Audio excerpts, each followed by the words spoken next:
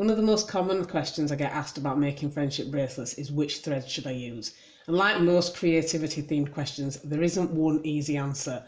The answer depends on a few different factors, probably the biggest one being what is your budget. If you are working to a budget, and particularly if you want to make a lot of bracelets on a budget, buying the most expensive threads is probably not a good idea.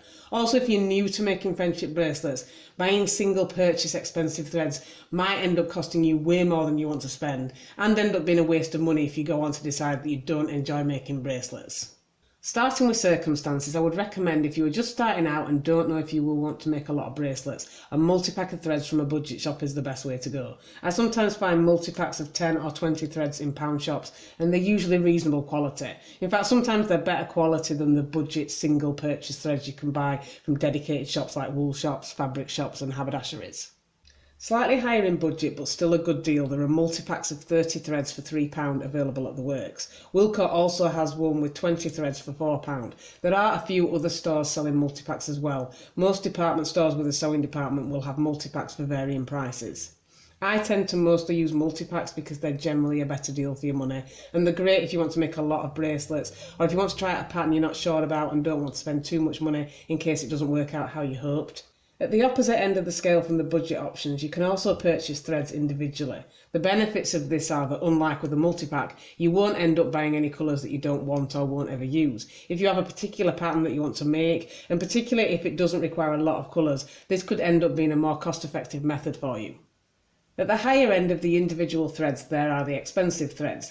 An example of this would be these threads. These are DMC Perle Cotton threads in size 5. A regular individual skein like this one would cost anything from around 25p, whereas these threads cost £1.35 each. So they're not cheap and may not suit somebody who is new to bracelet making. I would definitely recommend practicing with budget threads before moving on to threads like these. I tend to use these threads for extra special bracelets. For example, if I'm making a gift for somebody special, or if somebody custom orders a bracelet from me, I will always use the best threads. I did used to buy anchor pearl, but according to the woman I bought these threads from, they're going out of business, so I ended up buying DMC instead, although they feel just as nice as the anchor threads that I used to buy.